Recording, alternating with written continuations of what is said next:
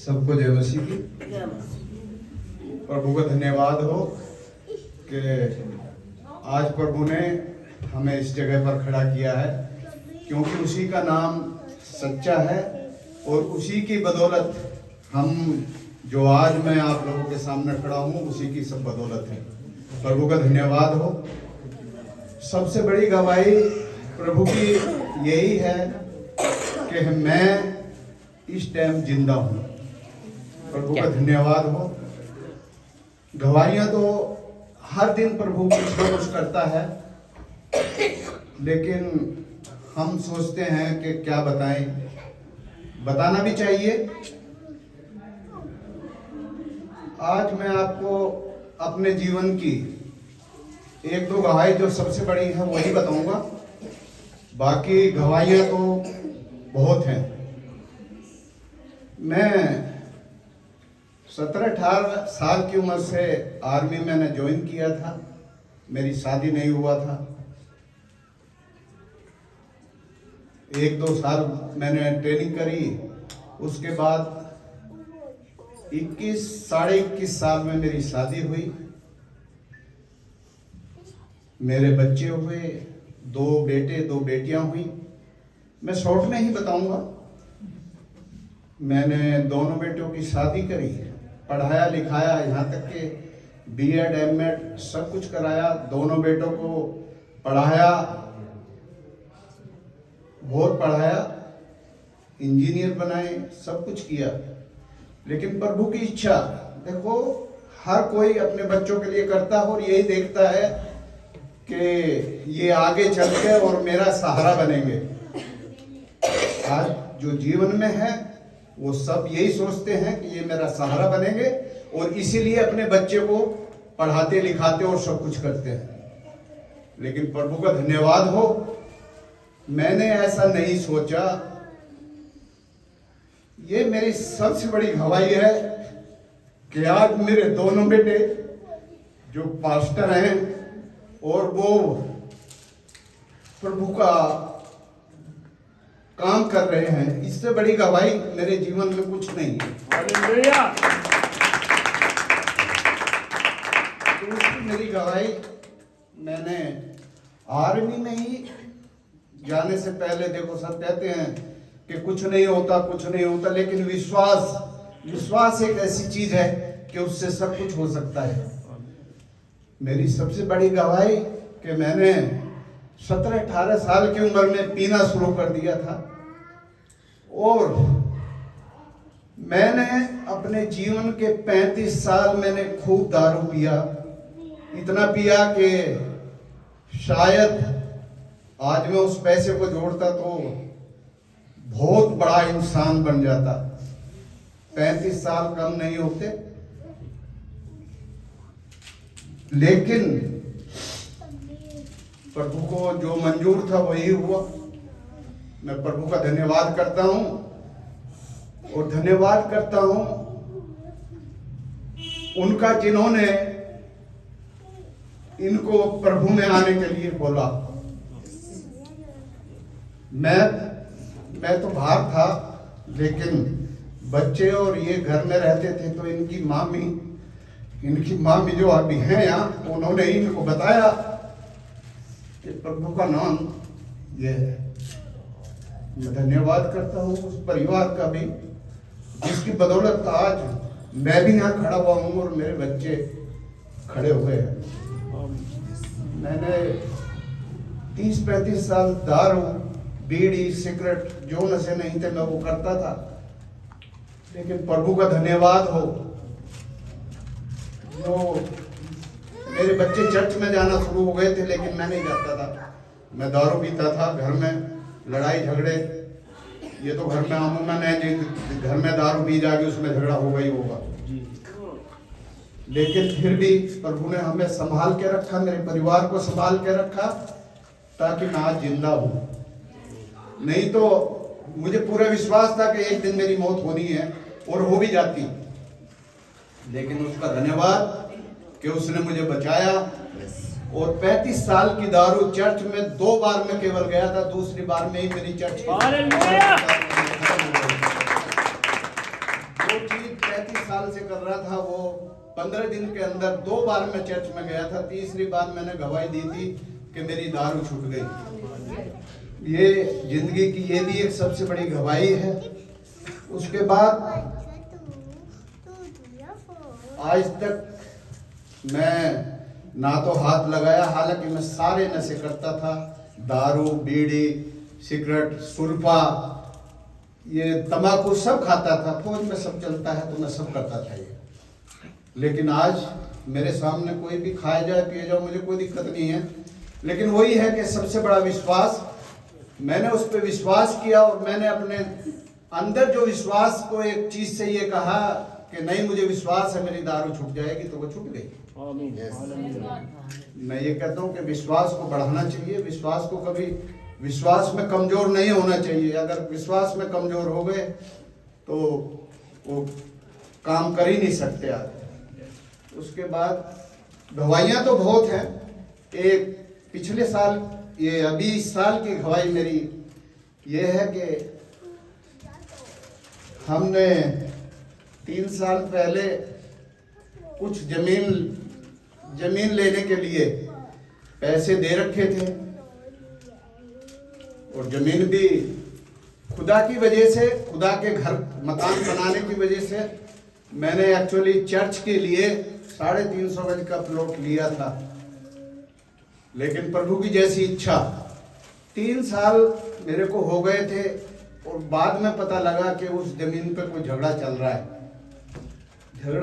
मेरे परिवार वाले सब ये बोलते थे कि पैसे कहाँ फंसा दिए, अब तो ये पैसे भी नहीं आएंगे। ये भी काफ़ी बहुत कुछ कहती थी घर में, और पैसे भी 11 लाख रुपए फंसा रखे थे, कोई छोटी मोटी रकम नहीं थी। लेकिन प्रभु का धन्यवाद, हमने अपने विश्वास को डिगाया नहीं, और हमने कहा है प्रभु जैसा तू चाहेगा वैसा ही होगा। हम क्या करते थे, केवल प्रभु से प्रार्थना कर सकते हैं, प्रभु तू जैसा करेगा ठीक ही करेगा। और मैं प्रभु का धन्यवाद करता हूं कि इस साल 2-3 महीने पहले, दिवाली से पहले 2-3 दिन पहले जो मैंने पैसे दिए थे, उस खुदा ऊपर वाले की दया से वो पैसे मेरे वापस आ गए। मैं प्रभु का धन्यवाद करता हूं।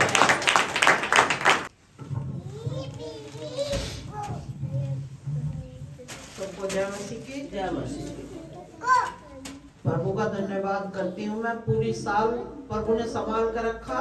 मुझे और मेरे परिवार को कोई भी बीमारी से, किसी चीज से मुझे परेशानी ना होने पाई। और मुझे परमेश्वर ने दूसरा जीवन दिया है। सब कोरोना में मर चुके थे, पर परमेश्वर ने मुझे 30 ऑक्सीजन पे भी बचा कर रखा। मैं प्रभु का धन्यवाद करती हूँ। पास्टरों ने, जो पुणे वाले पास्टरों ने, सबने मेरे लिए दुआ की। अब तुम्हारी मम्मी मरेगी नहीं, हॉस्पिटल जरूर जाएगी पर मरेगी नहीं।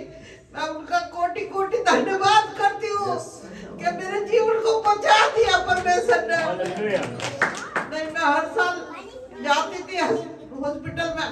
इस साल मैं पूरी साल नहीं गई। प्रभु का धन्यवाद करती हूँ। मुझे और मेरे परिवार को अब तक संभाल कर रखा, आगे भी ऐसे ही संभाल कर रखेगा। प्रभु का धन्यवाद हो, धन्यवाद। जब कोरोना में सांस लेने में दिक्कत हो रही थी, ऑक्सीजन के मारे लोग मारे फिर रहे थे, उस समय मम्मी का ऑक्सीजन लेवल 30-35 ऐसा चल रहा था, और ऐसे में वो एकदम फिट थी, उड़ रही, बैठ रही, किसी सहारे की जरूरत नहीं थी, अपने आप सब कुछ कर रही थी। अचानक उनको शरीर में तकलीफ महसूस हुई और उन्होंने हमें बताया, और हमने बाद में कहीं से, तो उस समय हमारे पास ऑक्सीमीटर नहीं था, कहीं से तो पड़ोस में से लाके चेक किया, तो देख के हमें तो मालूम नहीं था 35 में मतलब इतना डेंजर होता है, क्योंकि अच्छी खासी तो दिख रही है। तो एक मेडिकल फील्ड में काम करने वाले भाई ने बताया कि बहुत डेंजर सिचुएशन में है। उनके लिप्स देखे तो लिप्स से उस भाई को नजर आया कि उनके लिप्स नीले पड़ गए हैं, हमको ये सब कुछ नजर नहीं आ रहा था, क्योंकि हमारे सामने एकदम नॉर्मल जैसे हमेशा रहती वैसे ही 30 ऑक्सीजन पे थी वो। तो कंडीशन सीरियस थी। पास्टर ने, जो हमारे फाउंडर पास्टर है, उन्होंने प्रभु की वाणी सुनकर असिस्टेंट पास्टर के थ्रू हमें फोन करा के बताया था कि मम्मी की तबीयत खराब होने वाली है ना। तो हमने सोचा सबका मतलब ऐसे चल रहा है कोरोना में, शायद नॉर्मल बात बोल रहे होंगे कि हो सकती है कोरोना, हो सकता है। तो हमने उसको इतना सीरियस नहीं लिया। अगले ही दिन ये जो 35-30 वाली सिचुएशन थी, अगले ही दिन वो घट गई और हमने तुरंत पास्टर को फोन किया कि ऐसे ऐसे हो गया। लेकिन कैसे करें, अभी हॉस्पिटल में तो कहीं जगह नहीं मिल रही, बड़े बड़े नेता लोगों को हॉस्पिटल में जगह नहीं मिल रही। तो पास्टर बोले कोई नहीं, तुम जाके ट्राई करो, किसी भी हॉस्पिटल में जाके ट्राई करो। तो अच्छा है कि पापा आर्मी से रिटायर थे, तो उनके पास आर्मी का कार्ड था, सारी फैसिलिटी थी। सबसे पहले ही हम आर्मी वाले हॉस्पिटल में गए और तुरंत वहां जाते ही स्टाफ ने बोला जल्दी से लेके आओ, बेड खाली है, एडमिट किया जाएगा। ट्रीटमेंट चालू हुआ। बाद में तो मिलने का कोई अलाउ नहीं था उस समय, इतना danger.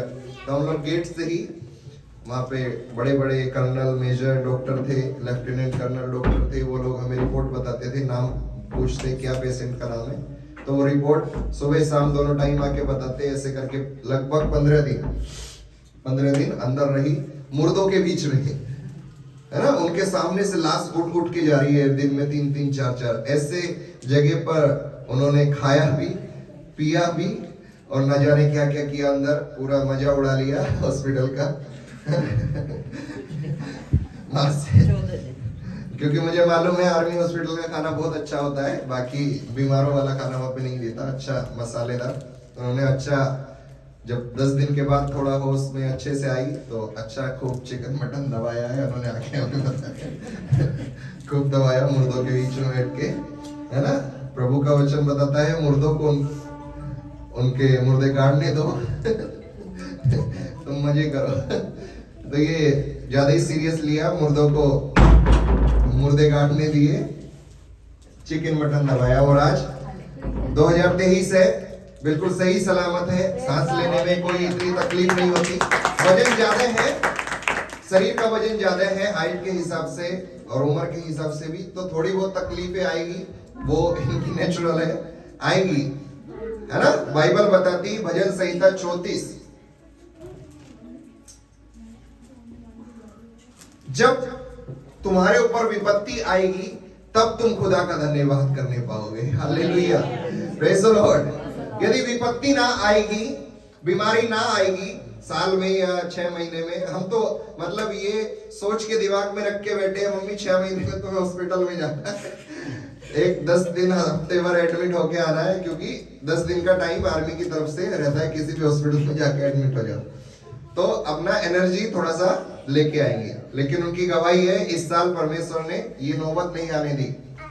Hallelujah, praise the Lord. और अच्छे से पैसा पुसा तो बहुत दिया है, बहुत भर भर के नोट दिया है ना। तो वो बाद में हम निचोड़ेंगे धीरे धीरे क्योंकि हमारा ही और किसका है, अभी निचोड़ने का समय नहीं है, बाद में निचोड़ेंगे, है ना। जब पापा गवाही दे रहे थे तो मैं उधर खड़ा होकर सुन रहा था और एक बात मेरे दिमाग में अचानक से आई और अब मैं उसको ये सोच के कि वो परमेश्वर की ओर से थी, अब से पहले नहीं सोचा। आर्मी में जब पेंशन बनती है तो उम्र के साथ पेंशन बढ़ती जाती है ना। और हमारे जो फाउंडर पास्टर उनके डैडी भी फोर्स से रिटायर है, 80 प्लस हो गए, उनकी पेंशन कुछ परसेंट बढ़ी, शायद 50 बढ़ती है क्या, कितनी कुछ परसेंट बढ़ जाती है। तो पास जब गवाही दे रहे थे मैं इधर खड़ा होकर अचानक से बात मन में आई कि पापा की उम्र भी उतनी ही होगी कि हम सरकार से पैसा लूट के खुदा के राज्य में लगाएंगे, क्योंकि उस उम्र के बाद उतनी बढ़ने वाली है। और वो पैसा किधर लेके जाएंगे, वो कहीं लेके नहीं जा सकते। वो सरकार से पैसा लूट के, बीजेपी वालों का लूट के हम खुदा के राज्य में लगाने वाले हैं। तो ये जो कहेगा है ना, अभी समय दूर है, दौड़ लंबी है, पौलुस की तरह उन्हें दौड़ना पड़ेगा निशाने की ओर। उतनी उम्र बाइबल में बताई गई है और वो संभव है, परमेश्वर उनको उतनी उम्र देगा। मम्मी तुम चिंता मत करना, है ना, तुम्हारा इंतजाम करेंगे हम बाद में जल्दी से। उनसे पहले नहीं, उनसे पहले पक्का गारंटी है, तुम उनसे पहले ही होगी। कोई बात नहीं। देखो मौत ये कड़वा सच है, ये हर किसी के जीवन में आएगी, हर किसी को इसको चखना पड़ेगा, हर परिवार को चखना पड़ेगा। चिंता मत कीजिए, यदि प्रभु में आपके परिवार वाले, आपके परिवार का कोई जन सो रहा है तो चिंता मत कीजिए, एक दिन आप जरूर मिलने वाले हैं। दुख होगा कोई बात नहीं, दुख को आनंद में बदलने वाला हमारा परमेश्वर हमारे साथ है।